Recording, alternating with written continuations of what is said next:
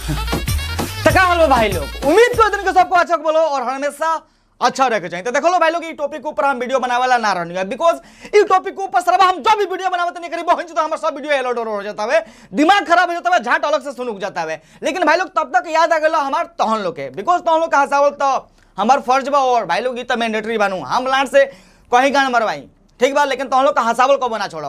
तो सोचने की चलो फटाक से एक ऊपर एक वीडियो बना देते नहीं। और भाई लोग ई वीडियो में तुम लोग हम यह कहल चाहब कि शुरू से अंत तक ले देखिए लो, ठीक बा, बिकॉज ये वीडियो देख के तुम लोग का बहुत ज्यादा हंसे वाला बड़ा लो। तो बिना कहने वाला सुन के स्टार्ट करो आज के वक्त चोरी। और यहाँ से एक ऐसा गाना गाया गया है ना कि सुनकर आपका माथा जो है ना सनक जाएगा, खाली माथे सनक जाएगा के हाईलोडवा टनक जाएगा। मतलब भैया जी कैसा गाना गा दिले बड़ा सन हो, ज्यादा खराब गा दिले बड़ा सका। और इन्होंने मतलब कि एक्ट भी किया है, मॉडल का भी काम किया। थोड़ा सा जूम करके नीचे से ऊपर तक इनका ड्रेस थोड़ा दिखा दीजिए। हाँ दिखा दीजिए कि हमने के देख के मुंह मार देवल जा। एगो तो सरवा ई भौजी के जइया से हम देखले में तइया से रोज ई भौजी हमर सपना में आवतिया, रोज हमर फेविकोल चू जाता है, बिछौना में सट जाता है। ए भैया जी कहत रहन के नीचे से ऊपर ले जूम करके दिखावे के। ए भैया जी तू काहे हमनी के मजबूर करत रह मर्द हिलावे पर मत कर प्लीज। गाना का नाम है आग लाग जाता जी। शर्म नहीं लग रहा है ये सब बोलते हुए? काहे शर्म लगेगा भैया, काहे शर्म? अरे सारा भाई जब ये रिपोर्टर वाला भैया जी कहलन के शर्म नहीं लग रहा है, तो जो सिंगर भाई साहब बना कहत रहे काहे शर्म लगी भैया। सही बात बाबे, गावे में सरवा शर्म ना लगल तो अब का लड़वा हमें शर्म लगी। आप गायक है ना महाराज, ये कौन भाषा का गाना है ये पहले बताइए। आम भाषा है। अरे सरवा हंसा हंसा के पेट फुला दियो सन ना। मतलब जब भैया जी कहलन की कौन भाषा है तो कहता जब कौन चीज आम भाषा है भैया जी। माँ कसम रे भाई, बहुत सारा भोजपुरी में गाना है। तूफानी जी का गाना है कि पटक के पेल देम।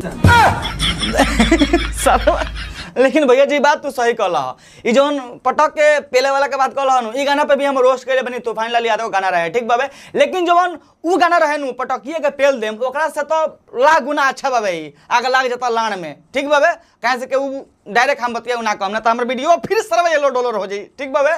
तो मतलब हमारे अकॉर्डिंग कहते हैं भाई लोग ओकरा से तो लाख गुना अच्छा बाबे। और एगो बात अपन ऑडियंस लोग से हम कहल चाहते हैं भाई लोग, देखो ई भी ई मतलब जोन गाना आइल बनो भाई लोग, ई भाई लोग भी मजबूरी में ही गइले किया, ठीक बा। पहले अच्छा अच्छा गाना गइले किया लो, चलो ना हो कहीं से तुम लोग का पते बाबे हमनी के भोजपुरी इंडस्ट्री में अच्छा कंटेंट के लाड़े नाम कोनो पूछा जाता है। जोन खराब गाना ओकरे पे ज्यादा आदमी फोकस करेला, ठीक बाबे। तो ई भी हो सकता मजबूरी में गइले किया के गाना से आगे बढ़ जल्दी बाद में अच्छा अच्छा गाना गावे लगे के। अब हम अपन ओपिनियन बतानी है, अब भैया लोग के मन में क्या चलता है, क्या सोच के गले बढ़ लो, इनको लोग ऊपर डिपेंड करता है। अच्छा गाना कैसे, थोड़ा गाना गा के बताइए उसके बाद हम बात करें।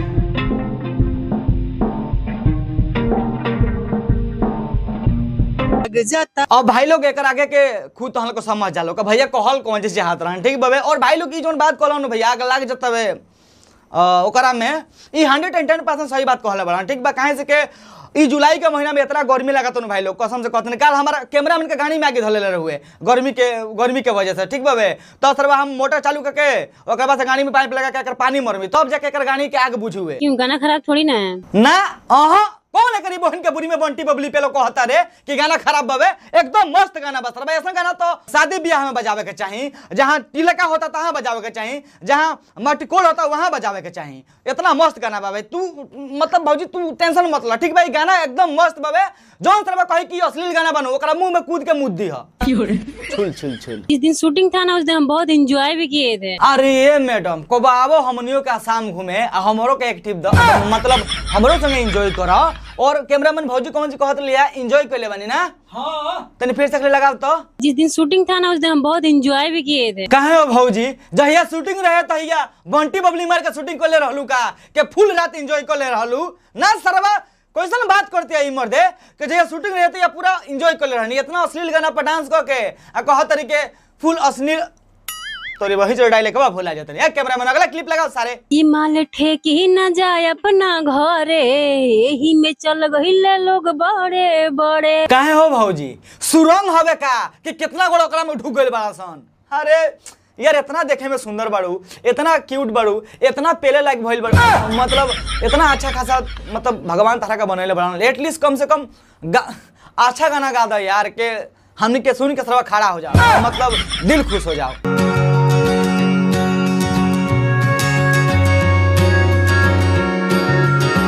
तो तार सब झोंटिया झौंसा जात हुई हो।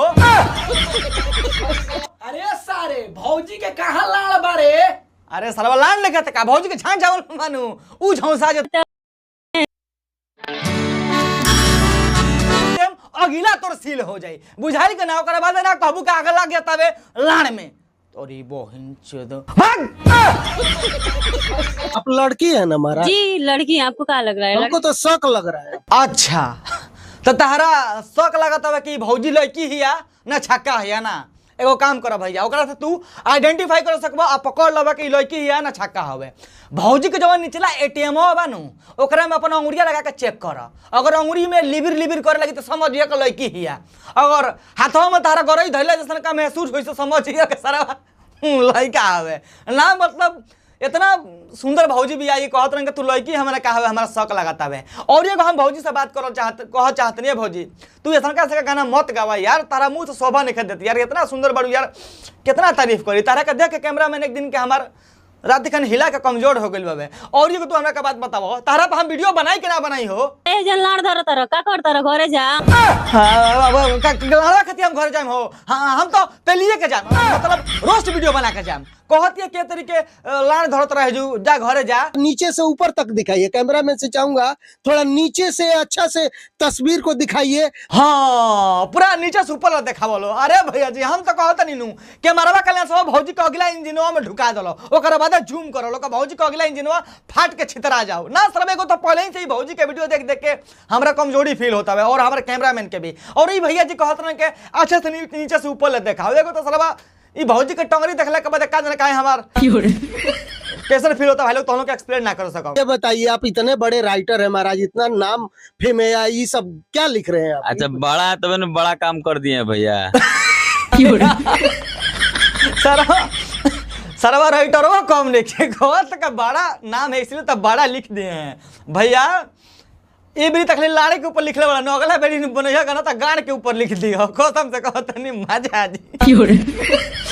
देख लो कैमरा में क्या तरीके कहत रहे राइटर भाई जी कि हाँ बड़ा नाम है तो बड़ा नहीं करेंगे। अरे भैया जी बड़ा का करम मारे तो नहीं, हम रोस्ट करे खातिर रेडी बानी। सब के भैया कैटेगरी बनावल गइल बा, दारू पिए के अलग जगह बा, दूध पिए के अलग जगह बा, वीडियो भी पोर्न वीडियो मार्केट में आइल बा ओकर अलग जगह बा। हाँ इहो बात भैया जो तू बिल्कुल सही कहला ह, मुठो मारे के अलगे जगह रहेला। मतलब सही बात कहत रहा भैया जी।